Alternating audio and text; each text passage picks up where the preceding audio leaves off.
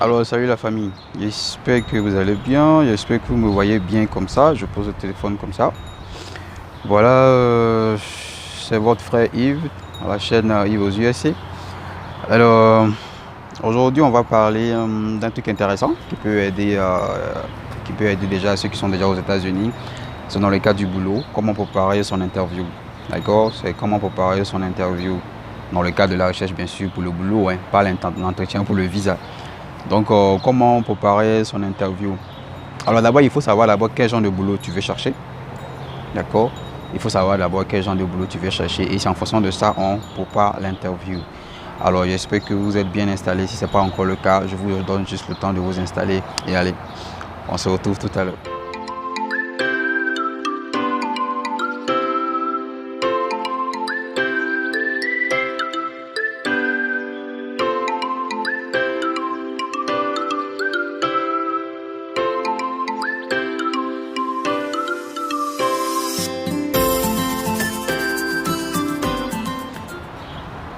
Allez, salut la famille. Donc, bienvenue. Si vous venez de découvrir la chaîne, c'est la chaîne Yves aux USA.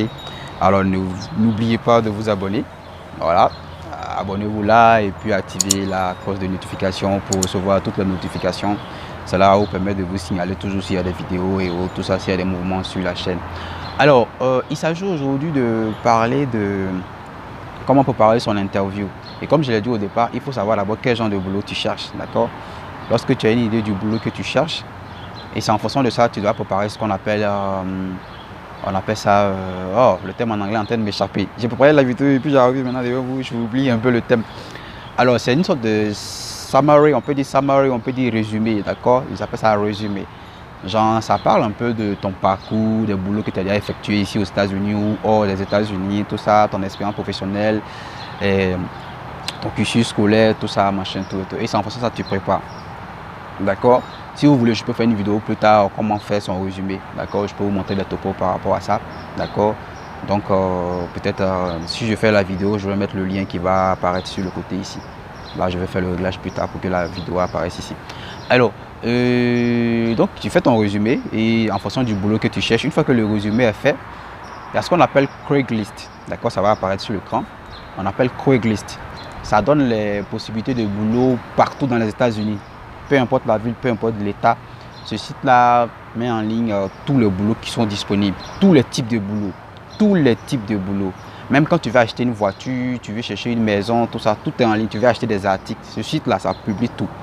Donc là-bas, tu vas sur la partie boulot, tu mets le nom de ta ville, tu mets le domaine, mais surtout le domaine du boulot, le domaine dans lequel tu cherches le boulot, ça va apparaître, d'accord? Et là, tu vas regarder la paye, tout ça, machin et autres, tout ça, si ça te plaît. Et puis bon, tu vas dans la partie où on demande de balancer ton CV, ce qu'on appelle le résumé en ligne, et puis tu le balances. D'accord? Ça, c'est la procédure minimale. C'est vrai qu'il y en a qui contactent les agences, qui les permet aussi de trouver du boulot. Il y a des agences aux États-Unis, voilà, qui font des placements, qui placent des boulots, et qui vous placent pardon, dans les compagnies pour avoir un boulot. Mais en retour, ils ont 1 ou 2 dollars, et je sais plus, je connais plus le contrat proprement dit. Mais en tout cas, ils ont quelque chose dessus, en tout cas sur vos premières payes. En fait, voilà.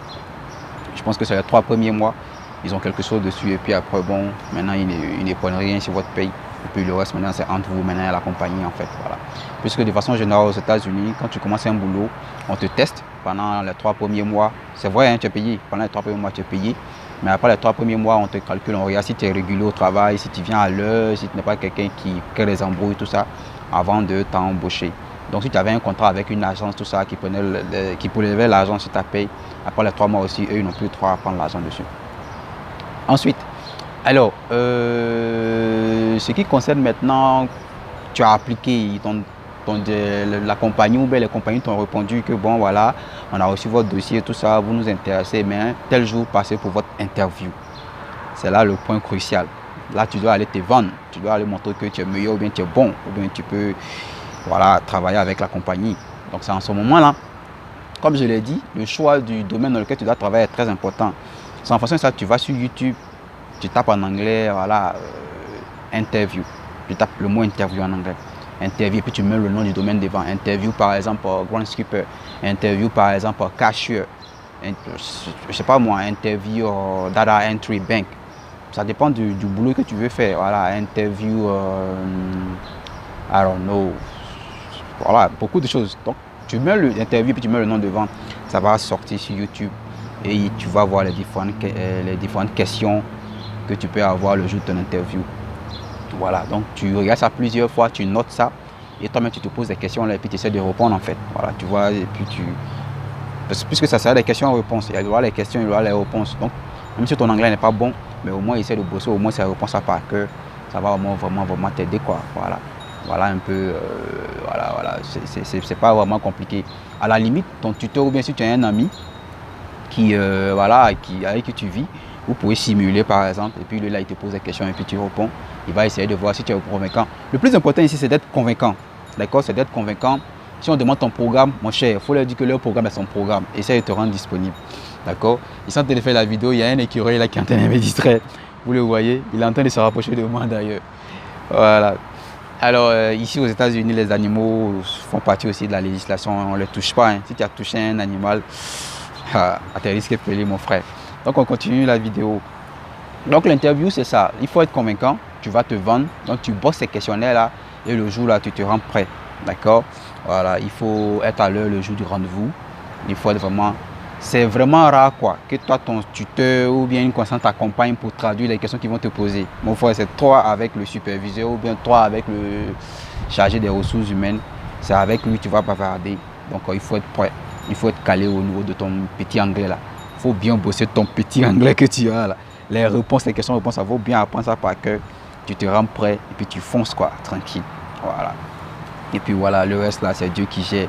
Mais je ne pense pas que voilà, tout se passe de façon négative. Parce que mon cher, États-Unis, il y a boulot partout, il y a du boulot. Il faut juste, être convaincant et puis c'est tout. Donc voilà un peu les amis, voilà de façon générale comment préparer son interview. Et puis voilà, le conseil que je peux donner à la fin de cette vidéo, c'est que quand vous trouvez un boulot, quand vous commencez à vous habituer, vous commencez à gagner en expérience, cherchez à aller de l'avant, d'accord? Dans la compagnie, là, vous pouvez demander par exemple, est-ce qu'il n'y a pas un autre poste que je peux appliquer ou bien que je peux chercher à monter. Cherchez toujours à aller de l'avant, cherchez toujours à monter en grade. Ne restez pas dans le même boulot, là, je vais dire dans la même position. Quand on dit position, là, c'est les postes en fait. Voilà, il y a les différentes positions. Tu es entré au bas niveau, c'est toujours bien d'entrer au bas niveau, tu apprends, tu demandes, est-ce qu'il n'y a pas un autre poste? Par exemple, le poste de superviseur, tu montes, après tu peux être MDO, ou bien tu peux être plant manager. Tu peux être property manager. Ça dépend des grades. Chaque compagnie a sa façon de faire des grades au niveau des postes. Mais cherchez à toujours aller de l'avant. Ne vous contentez pas du peu. Cherchez toujours à monter. Cherchez toujours à évoluer. S'il n'y a pas ce genre de possibilités dans la compagnie, ok, tu as été là pendant 1 an, 2 ans, bien pendant 6 mois, tu as gagné en expérience. Va encore sur Craigslist, même va sur d'autres sites. Cherche encore des boulots ou bien cherche encore des positions où ton expérience là maintenant sera mieux payée là-bas. C'est comme ça en fait. Il y a des gens qui aiment trop se contenter du peu.